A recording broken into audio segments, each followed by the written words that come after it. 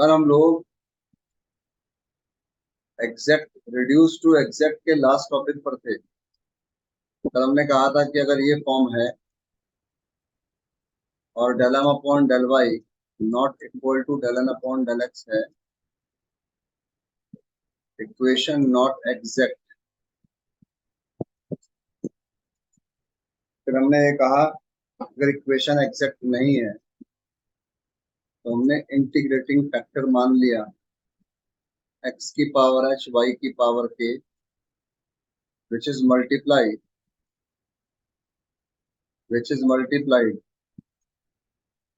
in first। After that जो भी equation आएगी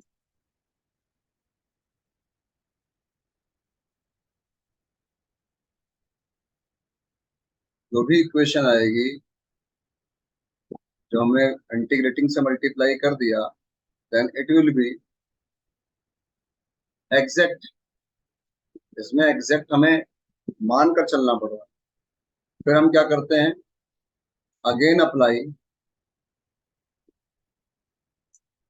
del M but new, del N but new, new means which is in third. जो third में आया है वो एम और एन लेना है। और आफ्टर दैट हमें क्या करना है, comparing coefficient of equal power term. Equal term power क्या, इक्वल टर्म्स जो एक जैसी टर्म है उनके कोफिशिएंट को कंपेयर करेंगे और हमारे पास यहाँ पर दो इक्वेशन एच और के की बन जाएंगी। बड़ा सिंपल सा फंडा है। और उन्हें फाइंड करके हम एच और के को फाइंड कर लें और एच और के फाइंड करके इक्वेशन थर्ड में पुट कर दें और सॉल्यूशन फाइंड कर लें, दैट्स ऑल। सवाल कैसा भी हो, कैलकुलेशन हो सकता है भारी हो, टिपिकल हो, जैसे कि गुरुकुल में मेन कैंपस में 2021 के पेपर में ये वाला न्यूमेरिकल उन्होंने दिया। देखो यही एक दिक्कत है, हमें टीचरों के पेपर देने से कोई दिक्कत नहीं हो। जैसे मैंने कहा ना, कन्या गुरुकुल में कर देती है मैडम की वो। जैसे पिछली बार जब ऑब्जेक्टिव आने लगे थे तो उन्होंने उठपटांग क्वेश्चन देने शुरू कर दिए थे। तो सीधी सी बात यह है कि जैसा हम कराते हैं पहले अपने बच्चों का लेवल तो बढ़ाया जाए। हम खाली पेपर का लेवल बढ़ा रहे हैं, तो पेपर का लेवल बढ़ाने से बच्चों का लेवल थोड़ी ना बढ़ेगा। पहले बच्चों का लेवल बढ़ाया जाए, बच्चों से क्वेश्चनिंग की जाए। 10 नंबर का आपके यहाँ अटेंडेंस का या 15 नंबर का अटेंडेंस का, असाइनमेंट का, ये सब जो होता है ड्रामा, ये बिल्कुल बेकार। कायदे से 15 नंबर देने चाहिए। बच्चों को क्वेश्चन दे दो आप कि भाई ऑब्जेक्टिव पूछे जाएंगे, आप 100 क्वेश्चन 50 क्वेश्चन तैयार करके आइए और हर बच्चे से 5 क्वेश्चन पूछिए। जो जवाब दे दे, खुला गेम, फेयर। पर प्रॉब्लम यही है कि फेयर वाला काम कुछ होता नहीं है। 15 नंबर से में से किसको कितने कैसे मिलते हैं ये किसी को आज तक नहीं पता, रहस्य। तो जैसे ही न्यूमेरिकल है, अब ये न्यूमेरिकल की कैलकुलेशन बहुत टिपिकल है। देखो अब मैं आपको एग्जांपल जो 106 हैं तो मैंने 3-4 तो सॉल्व किए ही होंगे। कल मैंने एक कर दिया था। जैसे क्वेश्चन नंबर 1, सबसे पहली चीज है कि ये न्यूमेरिकल जिस तरह से लिखा है ना, इसको देखकर ही आप पहचान गए। क्या पहचान गए कि भाई ये क्वेश्चन तो भाई एक्स की पावर एच वाई की पावर के वाला है। मतलब ज्यादा दिमाग लगाना ही नहीं पड़ा। क्यों? क्योंकि जिस क्वेश्चन में इस तरह से दो ब्रैकेट के अंदर वाई डी एक्स और एक्स डी वाई होगा, समझ लीजिए वो इस मेथड का सवाल। बस करना क्या है, dx को अलग किया, dy को अलग किया, आपने m फाइंड किया, आपने n फाइंड किया। m और n फाइंड करने के बाद क्या करते हैं sir, we have to differentiate with respect to y and x। After that क्या करते हैं, हम ये चेक करते हैं कि क्या ये आपस में इक्वल हैं। इक्वल नहीं है, इसका मतलब इक्वेशन एक्सेप्ट नहीं है। कोई कहे नहीं सर मैं ऐसा है कि मैं बार बार पूरा चेक करना चाहता हूँ, मैं एक बार 1/m और 1/n चेक करना चाहता हूँ, क्या इस क्वेश्चन में लग सकता है? कई क्वेश्चन होते हैं उसमें एक से अधिक मेथड लग जाते हैं रिड्यूस टू एग्जैक्ट। तो मैंने क्या सिखाया था, रफ में जाइए, इन दोनों को माइनस करिए, किसी में से किसी को भी करिए। 2 में से 3 गया -8, 12 में से 16 गया 4, ये आएगा। इसमें से इसे करेंगे तो प्लस में आएगा, छोड़ दीजिए प्लस माइनस। अब आप ये देखिए कि क्या ये फैक्टर एम से या एन से कट रहा है। तो एम को अगर ध्यान से देखोगे, ये आ रहा है एम, तो ये इससे नहीं कट रहा है, तो हमारे लिए 1/m तो बेकार हो गया। फिर आपने एन को देखा, आपने कहा ये भी नहीं कट रहा है, तो 1/n भी बेकार हो गया।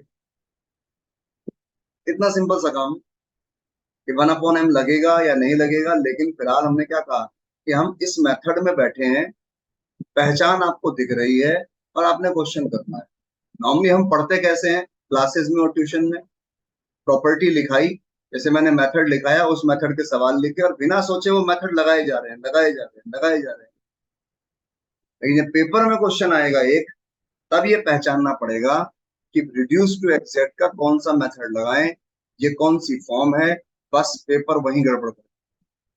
और डिफरेंशियल इक्वेशन बहुत करेगा, ध्यान रखना, सबसे आसान लगता है देखने में डिफरेंशियल कैलकुलस से भी, और सबसे भारी पड़ता है पेपर में। बंदे बच्चे जो है मेथड याद मतलब पहचान ही नहीं पाते कि इसमें कौन सा मेथड लगाएं, किसमें आगे और भी आएंगे ऐसे क्वेश्चंस। एक एक न्यूमेरिकल 3-3 मेथड से हो रहे होंगे। जिसको 3-3 मेथड पता लग जाएंगे वो पेपर में बिल्कुल नहीं घबराएगा। लेकिन जो रटा हुआ होगा कि क्वेश्चन किया और मेथड बस करने के बाद ये नहीं सोचा कि यही क्यों लगा, वो पेपर में अटकेगा। पेपर आसान आ रहे हैं आप लोगों के यहाँ, इसलिए आप लोग बचे हुए हो। जिस दिन पेपर ने करवट बदल ली उस दिन सारे साफ हो गए। अभी बैक लगनी शुरू नहीं हुई, जल्दी ही लगेगी बहुत लोगों को। यहाँ पर गौर करें, आपको पता लग गया एग्जैक्ट नहीं है। अब आपने अपना अगला प्रोसेस, जिस मेथड की हम बात कर रहे हैं, सपोज कर दिया हमने, हम नॉर्मली और मेथड में इसके रिड्यूस टू में इंटीग्रेटिंग फैक्टर निकालते थे, इसमें हमने मान ली। और मैंने क्या कहा, इस मेथड में कहीं पर भी आपके क्वेश्चन में साइन कॉस लॉग टेन ई की पावर कभी नहीं होगी, कभी नहीं होगी। और आपने एक्स की पावर एच वाई की पावर के से पूरी इक्वेशन को मल्टीप्लाई किया, सिर्फ बड़े प्यार से मल्टीप्लाई करिए, कहीं कोई पावर गड़बड़ ना हो जाए। अब ये आपका नया एम है और ये आपका नया एन है। आपको एच और के फाइंड करना है, और आप चूंकि इंटीग्रेटिंग से मल्टीप्लाई कर चुके हैं, इसका मतलब है आप एग्जैक्ट माने जा सकते हैं। तो इसका आपने वाई के रेस्पेक्ट में और इसका आपने एक्स के रेस्पेक्ट में डिफरेंशिएट करके बराबर कर दिया, बस। अब आपने क्या करना है, अब आपने डिफरेंशिएट किया, कुछ भी नहीं है, वर्किंग सिंपल है, कैलकुलेशन तो करनी है। ये बच्चे क्या करते हैं, ये समझ लेते हैं, तो इसे समझने में क्या, डिफरेंशिएशन कंपेयरिंग। पेपर में कैलकुलेशन ही तो नहीं होती, दो इक्वेशन को सॉल्व करने को दे तो बच्चों से वही नहीं होता, क्योंकि कभी प्रैक्टिस करी नहीं। कभी किसी मैडम ने कर दी, कभी सेमवाल ने कर दी, कभी किसी ने कर दी, खाली हमने टेप लिया, खुद का दिमाग तो 1% भी नहीं लगाया कभी। अब देखो डिफरेंशिएशन है, वाई के रेस्पेक्ट में करनी है।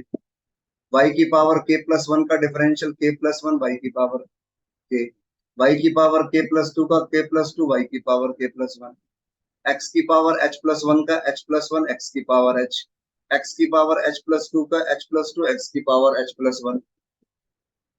करने के बाद ध्यान से देखो, टर्म आपको दोनों साइड मिलेंगी कॉमन, ये तो जो टर्म सेम है उनके कोफिशिएंट कंपेयर कर लिए जाएंगे, और बस दो इक्वेशन आपके सामने आ चुकी हैं। इनको आपस में सॉल्व करें जैसे करते हैं, एच और के को फाइंड करें, और फाइंड करने के बाद इस इक्वेशन में जाकर रख दें। इस इक्वेशन रखने के बाद आपको चेक करने की जरूरत नहीं है, आपकी इक्वेशन एग्जैक्ट हो चुकी है। फिर भी किसी को लगे कि नहीं, इतना भी नहीं, सेमवाल की बात इतनी जल्दी नहीं मानेंगे, चेक करेंगे, तो गौर से देखिए, ये नया एम है और ये नया एन है। आप इस एम का वाई के रेस्पेक्ट में डिफरेंशियल करें तो आपकी वैल्यू आएगी 6xy², 24x² y3। और इस एन का एक्स के रेस्पेक्ट में डिफरेंशियल करें, यह आएगा 6xy², और यहाँ x के रेस्पेक्ट में करेंगे तो आएगा 24x² y3। आपको चेक करने की जरूरत नहीं है, एक्सेप्ट हो चुकी है। और उसके बाद सॉल्यूशन निकालना है, तो आपको पता है M D X N D Y, लेकिन नो टर्म ऑफ एक्स, इसीलिए यहाँ 0 है। और एक्स का रेस्पेक्ट में करना है, वाई कांस्टेंट रहेगा, और आंसर के सामने है। और लास्ट में लिख दीजिएगा where C is an arbitrary constant. हो पाएगा? Yes sir. Yes sir. अब देखो, मैंने सेकंड नहीं किया, थर्ड नहीं किया, मतलब आपका होगा। प्लीज जब भी करें, जब भी पीडीएफ का प्रिंट आउट निकालें, तो 4-5 पन्ने जो अनसोल्ड है उनको भी सॉल्व करके उसमें साथ में उसको स्टेपल कर, आपके नोट्स बन जाने से। अब ये न्यूमेरिकल है, ये मैं बहुत बढ़िया न्यूमेरिकल मानता हूँ, सबसे अच्छा न्यूमेरिकल। कोई कहेगी ऐसा क्या लगा आपको इस न्यूमेरिकल में? मैं आपको, देखो सिंपल क्वेश्चन देखो पहले तो आप, ये न्यूमेरिकल छपा है, तो हमने क्या किया, इस y को अंदर मल्टीप्लाई किया, इस x को अंदर मल्टीप्लाई किया, मल्टीप्लाई करके देखो ये आ गया m और ये आ गया, ये डिफरेंशियल कर लिया। इतना काम तो समझ लो नॉर्मली हम करते हैं। बराबर नहीं आया, इक्वेशन एग्जैक्ट नहीं है, हम ये शुरू हो गए x की पावर h y की पावर के, क्योंकि हमने सोचना ही बंद कर दिया। अरे भाई बिल्कुल तरीके से सोचो, क्या सिखाया था आपको? अगर पेपर में आएगा तब कोई ना मालूम पड़ेगा कि ये क्वेश्चन किस मेथड का है। आज तो हमने कल मेथड सीखा, आज सवाल कर रहे तो पता है जी आज ये इसी मेथड का सवाल होगा। हमने सिखाया था जो डिफरेंशियल करते हो इसको रफ में जाके माइनस करो। 20 में से 12 गया 8, 16 में से 8 गया 8, 12 में से 4 गया 8, कॉमन ले लिया, सॉरी 8 को मैं बाहर लिखा हुआ, ये 8 बाहर है। अब आप देखें, जो 8 आपका बाहर है ऐसे ही है, जो आपने माइनस किया, अब ध्यान से देखो क्या ये m से कट रहा है या n से कट रहा है? m की वैल्यू को देखो, m की वैल्यू में तो 28, 4, 3 यह आ रहा है, लेकिन जरा नीचे देखो 4x कॉमन लो, x square x y square y cube. ध्यान से देखो, ध्यान से देखो,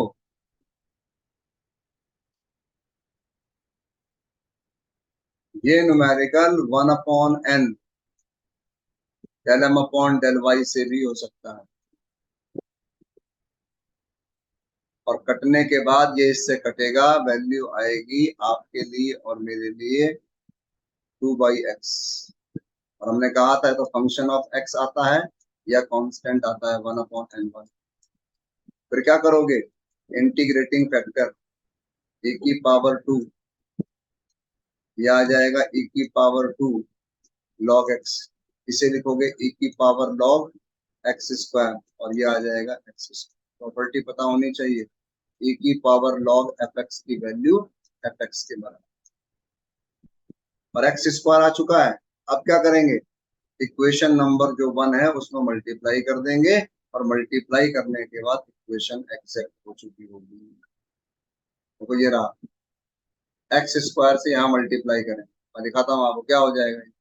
एक्स की पावर 4, एक्स क्यूब, एक्स की पावर 2, एक्स की पावर 2, ये हो जाएगा एक्स की पावर 5, एक्स की पावर 4, एक्स की पावर 3, एक्स की पावर 3।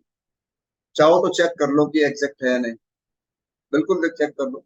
इसका डिफरेंशियल करोगे y के रेस्पेक्ट में तो आएगा 20x की पावर 4, इसका करोगे x के रेस्पेक्ट में तो आएगा 20x की पावर 4, इसका करोगे y के रेस्पेक्ट में तो आएगा 16x क्यूब y, इसका करोगे x के रेस्पेक्ट में तो आएगा 16x क्यूब y, इसका करोगे y के रेस्पेक्ट में तो आएगा 12y स्क्वायर एक्स स्क्वायर, इसका करोगे x के रेस्पेक्ट में तो आएगा 12x स्क्वायर y, इसका करोगे y के रेस्पेक्ट में तो आएगा 12y क्यूब एक्स स्क्वायर, और इसका करोगे तो आएगा 12x स्क्वायर y।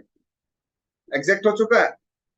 अब क्या निकालना है, solution is M D X N D Y, लेकिन ये टर्म, ये टर्म, ये टर्म, ये टर्म हमारे किसी काम के नहीं है, खाली बस इतने हिस्से का इंटीग्रल करना है, और वो भी x के रेस्पेक्ट में करना है। तो x की पावर 4 का हो जाएगा x की पावर 5/4, 5 एक्स की पावर 3 का हो जाएगा एक्स की पावर 4/4, एक्स की पावर 2 का हो जाएगा x³ अपॉन 3 और x³ चाहो तो चेक कर लो, यही आंसर हो, देख लो।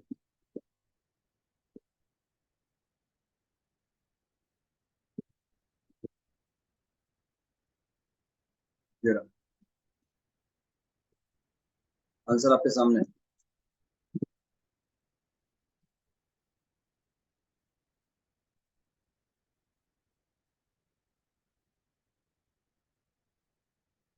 हम इसलिए बात कर रहे हैं ये कि हमें पता अगर होगा तो हो सकता है हम खामोखा ही लंबा सवाल, देखो एक्स की पावर एच वाई की पावर कैसे, ये सवाल कितना लंबा चल रहा है। और जिसको पता लग गया कि इस क्वेश्चन में 1/n लग सकता है, उस बंदे ने जल्दी कर लेना। एटलीस्ट उसे पता तो है कि ये सब चीजें लग सकती हैं, वरना तो मेथड सीखने में क्या होता है, तो कैसे करते हैं हम लोग ट्यूशन में और क्लासेस में। भाई देखो यही तो होता है, जो तोते की तरह जब बात करते हैं, हमने कहा देखो क्वेश्चन है, एम निकालो एन निकालो डिफरेंशियल करो, फिर हम कहते हैं देखो बराबर नहीं आया। टीचर जब पूरा टेप लेता है, बच्चे को समझ आ जाता है, बच्चा भी कहता है जी कोई टेंशन नहीं, बिल्कुल ना बोलो, सब समझ में आ रहा है, डिफरेंशियल करना है, ये करना है, वो करना है। बच्चे का एक बहुत बढ़िया पढ़ाई, कोई जरूरत नहीं है हमें कुछ भी, कमाल की, बिल्कुल नंबर भी अच्छे आ रहे हैं। बराबर नहीं है, क्या माना हमने, एक्स की पावर एच वाई की पावर, पूरी इक्वेशन में मल्टीप्लाई कर दिया, और मल्टीप्लाई करने के बाद डिफरेंशियल किया, और डिफरेंशियल करने के बाद बोथ साइड से देखो सेम टर्म जो है, देखो ये सेम टर्म, ये सेम टर्म, इसका कोफिशिएंट कंपेयर कर लिए, ये सेम टर्म है, ये सेम टर्म है, इसका कंपेयर कर लिया। आगे जरूरत नहीं है क्योंकि दो ही इक्वेशन चाहिए। कोई कैसा देखो ये भी सेम है, ये भी सेम है, पर सर ये भी सेम है, तो इतना नहीं है। इस क्वेश्चन में 4 टर्म है, हमें तो दो चाहिए खाली, कोई सी भी दो ले लें, तो शुरू की दो ले लीजिए, एच और के निकाल लीजिए, इक्वेशन में रख दीजिए, रखने के बाद आपकी इक्वेशन देखो बिल्कुल वही आएगी जो भी हमने x² से मल्टीप्लाई करके पाई थी, और उसके बाद इक्वेशन इज एग्जैक्ट और सॉल्यूशन इज और न्यूमेरिकल। तो ये न्यूमेरिकल 1/n से भी हो सकता है। कोई कहे सर इसमें वो भी दिख रहा है, देखो मुझे आपने बताया था एक मेथड जिसमें y dx और x dy होता है, उसका इंटीग्रेटिंग फैक्टर जो है 1/mx - ny, बिल्कुल बिल्कुल होता है। आप ट्राई करके देखो, अगर सिंपल वैल्यू आई तो उससे भी कर सकते हैं, लेकिन 1/n से इजीली हो रहा है। एक क्वेश्चन जो हमने किया था sine X Y cos X Y वाला, 1/mx - ny का, ये इसी से करिए, ये इससे सिंपल है। तो जितने क्वेश्चन उतने आइडिया, उतना परफेक्ट, और जितने कम न्यूमेरिकल उतना रिस्क। कर पाएंगे इस सवाल को? Yes sir. तो देखिए, एक मैंने कर दिया, 4 मैंने कर दिया, 6 मैंने, आपको होमवर्क में दिया है मैंने 2, 3 और 5, मेरे ख्याल से कल उनमें से कोई एक किया था, जो मैंने नहीं किया वो आपने कर लिया। ये लास्ट क्वेश्चन जो है गुरुकुल में सेशनल में बॉयज सेक्स बॉयज के पास आया था। इस न्यूमेरिकल को दिक्कत क्या है कि बुक में ये सॉल्व है, लेकिन इसकी कैलकुलेशन बुक में गलत है। अब बच्चे कैलकुलेशन तो करते नहीं है, इसकी कैलकुलेशन के दर्शन दिखाऊं मैं, देखो कैलकुलेशन देखो कितनी ठीक ठाक है इसकी। इसकी कैलकुलेशन को अगर आप ध्यान से देखोगे, एच की वैल्यू -49/13 और के की वैल्यू 28/13, जबकि अभी तक जितने सवाल किए उसमें एच बराबर 1 आ रहा है, 0 आ रहा है, के बराबर 2 आ रहा है, 3 आ रहा है। तो अब अपॉन में क्वेश्चन आता है, तो इसमें भी पसीने छूट जाते हैं कई बच्चों, क्योंकि सारे सवाल तो किए हमने 1 2 करके, और ये सवाल आ गया अपॉन 13, फिर इसकी पावर को भी जोड़ना है। पावर जोड़ने के बाद देखो इक्वेशन भी कितनी भयंकर सी लगती है देखने में। ये सारी चीजें मैटर करती हैं, यही साइकोलॉजी है सर, किसी भी काम की साइकोलॉजी। कोई काम किसी बंदे को नहीं लग रहा है भारी, किसी बंदे को इतना आसान होने के बाद भी भारी लग रहा है, उसकी वजह है उसकी अभ्यास। अब ये देखो एक्स की पावर वाई की पावर देखो सिंपल सी नहीं है, अपॉन 13 अपॉन 13 अपॉन 13, कोई बात नहीं, चीज तो वही रहनी है, गुणा भाग ऐड ऐड माइनस सब आता है। और ये एग्जैक्ट हो चुका है। इंटीग्रेटिंग करो, ये हिस्सा नहीं लिया जाएगा जिसमें एक्स है, और बस इंटीग्रेशन करके क्वेश्चन खत्म। तो ये सवाल 10 नंबर में दिया था सेशन।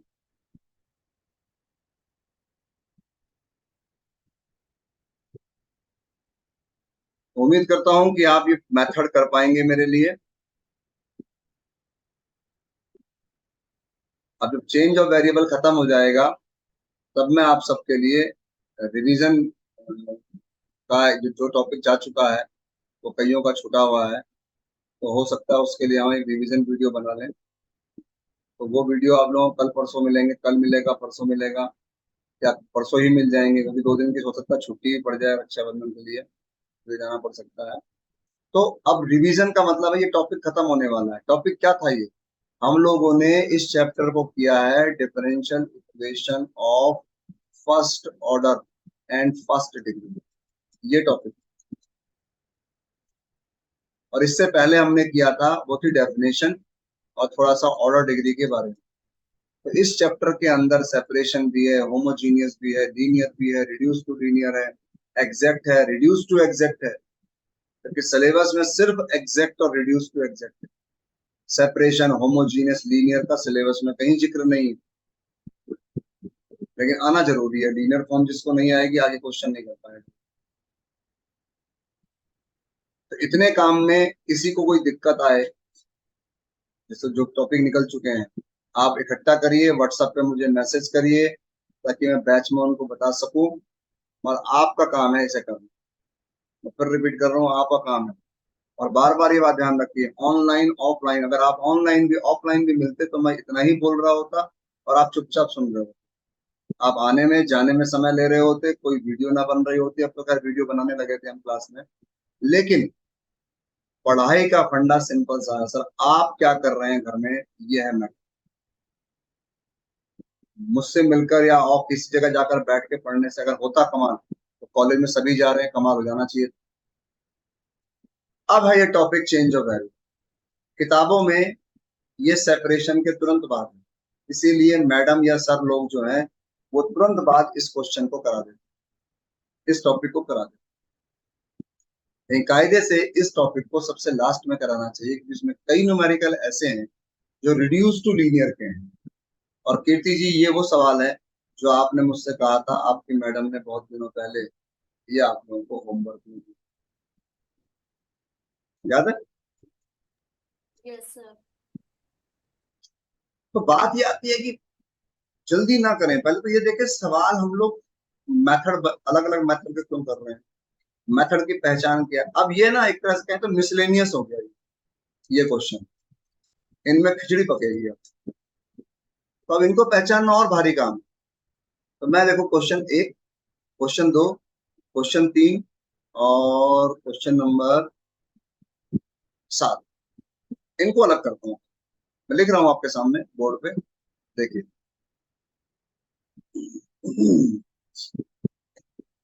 देखिए, सबसे पहले मैंने लिखा क्वेश्चन नंबर 1, न्यूमेरिकल है dy dx is equal to में sine x plus y cos x plus y. Okay, फिर न्यूमेरिकल लिखा मैंने question number 2, sine inverse dy by d x is equal to में एक्स प्लस वाई। और इसको तरीके से लिखें dy बाई डी एक्स में sine x plus y. Okay, फिर देखें, मैं गया क्वेश्चन नंबर 3 पे, dy by d x is equal to में minus X tan Y minus X is equal to 1। और मैं फिर गया क्वेश्चन नंबर 7 में, cos x plus Y D Y is equal to में डी।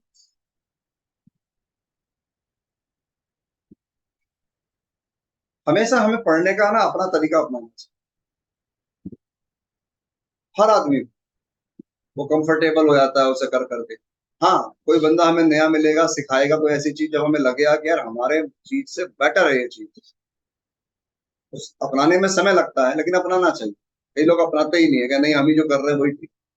तो मैं क्या करता हूँ कि जब मान ली 10 क्वेश्चन के बाद, तो मैंने इन चार को अलग क्यों किया, ये चार टिग्नोमेट्रिक है। अगर आप ध्यान से देखें इन चार टिग्नोमेट्रिक में क्या खूबी दिखती है, मेरी लैंग्वेज में सुनिएगा, मैथ की लैंग्वेज में नहीं। इनके एंगल में देखो वैल्यू फंसी हुई है और कॉमन वैल्यू फंसी हुई है। साइन और कॉस का एंगल देखो एक्स प्लस वाई, यहाँ देखो साइन के एंगल में एक्स प्लस वाई, यहाँ देखो टेन के एंगल में वाई माइनस एक्स, और कॉस के एंगल में एक्स प्लस।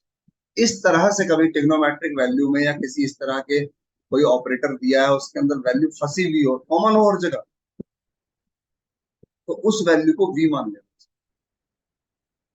उस वैल्यू को वी मानने का देखो, माना, मैथ में मजाक में बनाते हैं लोग, माना, माना जो होता है ना, वो प्योरली आदमी जो करने वाला होता है वो रटता है। जिसने माना उसकी मर्जी थी, लेकिन बाकी मानने वाले तो रटते। अब कोई आपसे पूछ ले कि यार वाई माइनस एक्स बराबर बी क्यों लिया, मुझसे कोई पूछ ले, कोई जवाब थोड़ी ना है इसका। तो उसके लिए क्या करें, हमने एक ऐसी भूमिका बांध ली, हमने कहा देखो जिस तरह के सवाल है जिनमें साइन कॉस टेन के अंदर अगर वैल्यू आपको दिखती है एक्स वाई की कॉमनली फंसी हुई, उसको भी मान लो। हमारा ये मेथड बन गया।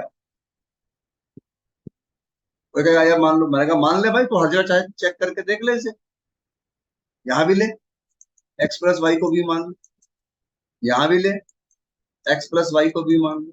तो फिर वो खुश हो जाता है, जब 4-5 सवाल देखता है ना, तो फिर वो मान लेता है कि मेथड है। लेकिन ध्यान रखें, अगर एक करोगे तो रटावा लगेगा, 10-12 करोगे तो समझावा लगेगा। चेंज ऑफ वेरिएबल तो है ही ऐसी चीज। करना क्या है सर, कुछ नहीं करना आपको, मात्र आपको डी बाई डी एक्स निकालना है।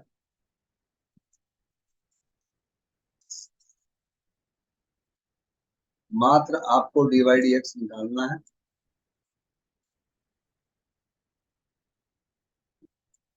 और निकालने के बाद इक्वेशन 1 में जाना है।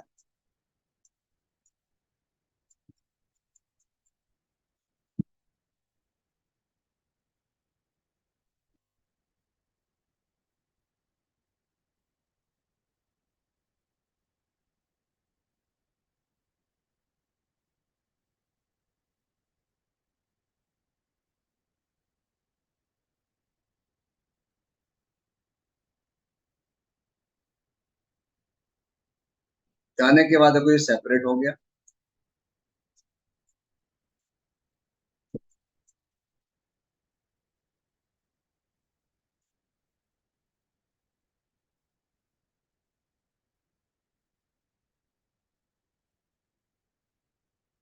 बस इसके बाद इंटीग्रल करना, सॉल्व। तो बच्चे कैसे खुश होते हैं, अरे इंटीग्रल तो हमें आता है 12th में, हमें हमें कर लगता है।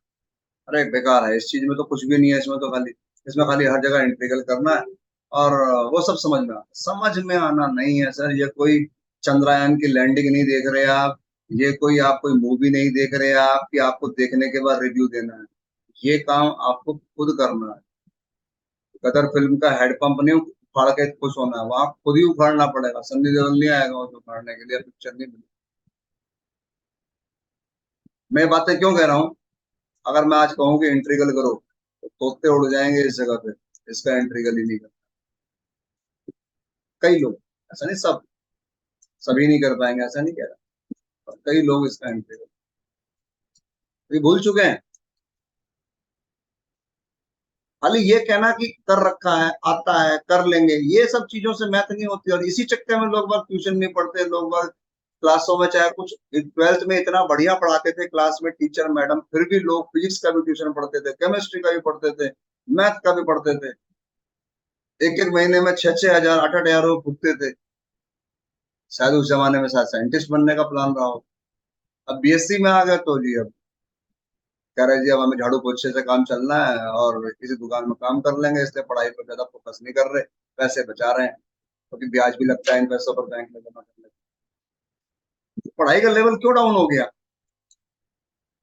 12th में ऐसा क्या था जो इतना पैसा खर्च करके आपने 12th पास करी, कुछ भी नहीं था।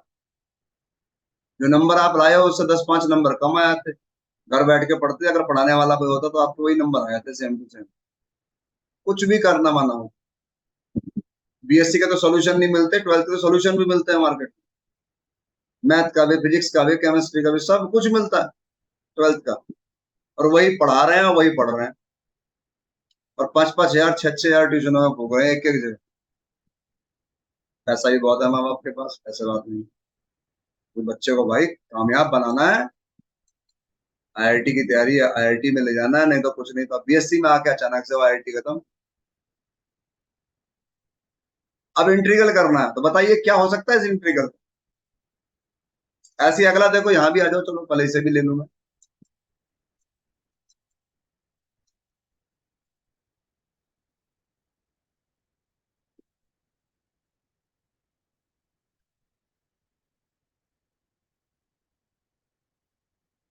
मैं तो झोला छाप आदमी हूं। मेरी जंग तो इसी बात से है कि हम तो अपने आप को झोला छाप कह रहे, लेकिन सामने वाला कुछ नहीं है फिर भी अपने आप को पता नहीं क्या समझ रहा। वो हालत हो गई है अब आजकल के बच्चों और टीचरों की। टीचरों की भी यही हालत। उनकी बुद्धि खत्म हो गई, पागल से हो गए। तो थोड़ा सा दिन फिर गए। ये हो जाएगा, D Y D x is equal to 1 मान लो। और यहाँ पर गौर करो, D V upon D x is equal to 1 plus sec V. और ये हो जाएगा D V upon D x is equal to X tan V. चलो इस पर तो बाद में आएंगे, पहले इस पर क्या हो सकता है इसका एंट्री। शाबाश। कौन बताएगा आप में से।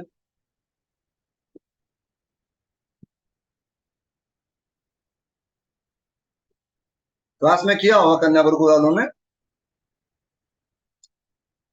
मेरे ख्याल से। अ, गायत्री जी, कीर्ति जी, प्रज्ञा जी, आप सबने क्लास में किया होगा ये टॉपिक।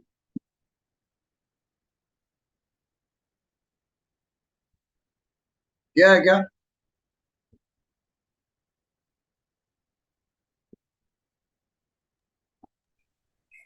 Yes, sir.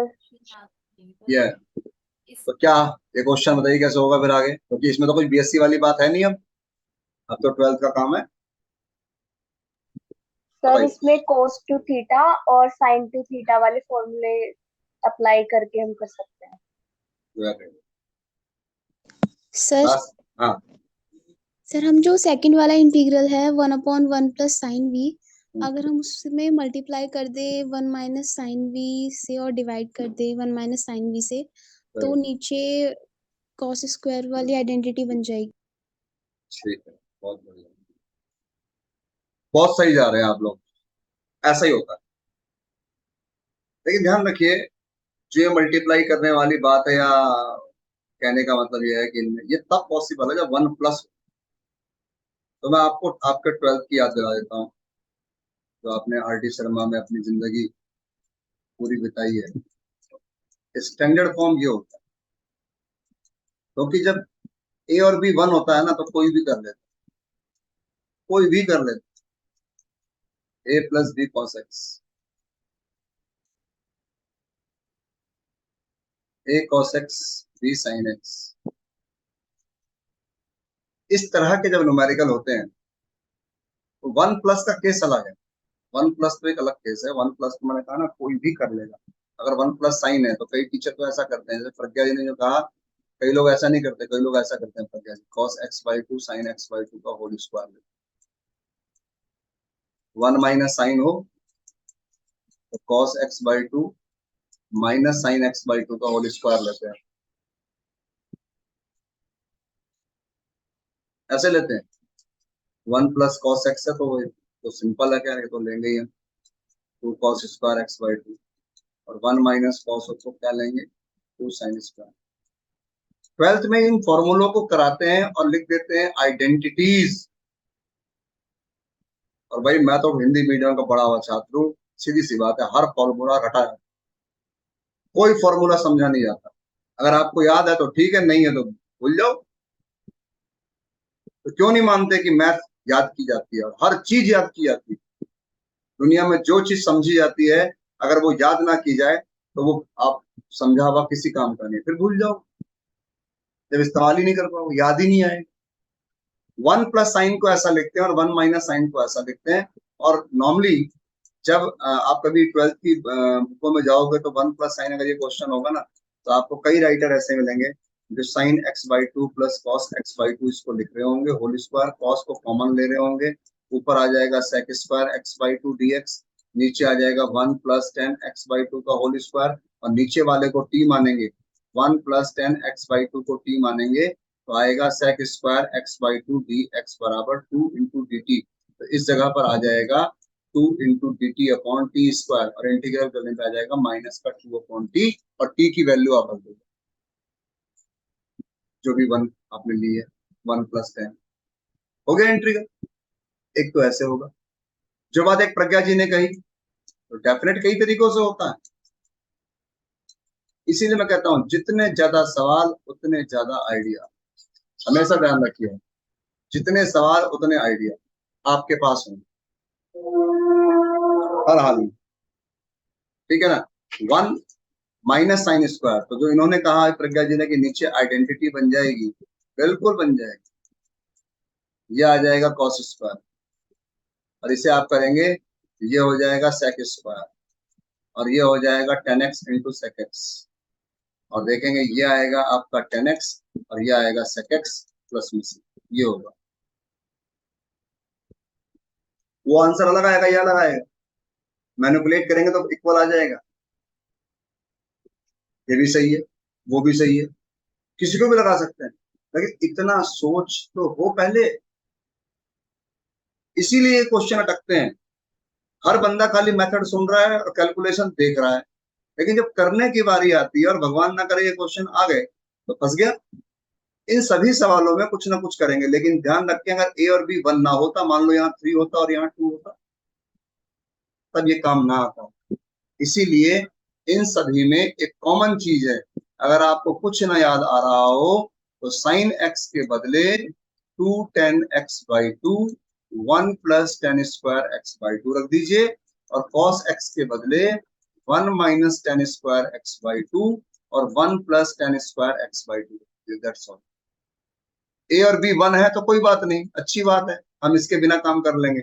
लेकिन ए और बी अगर 1 नहीं है तो साइन और कॉस यही रखा जाएगा और इसके बिना काम ही नहीं हो। समझ रहे मेरी बात?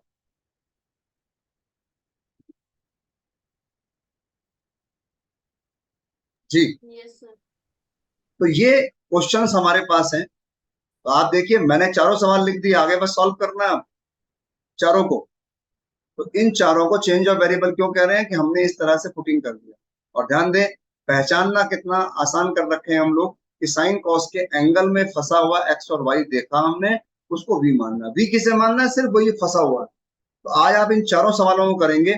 मेरे लिए ये वाला इंटीग्रल आप करके लाएंगे अपने दिमाग से। 2 तरीकों से हो सकता है, वैसे जो मैंने फॉर्मूला लिखा उससे भी हो सकता है और एक तरीका और भी है। तो आज आपने इसे करना है, ये आपका होमवर्क है।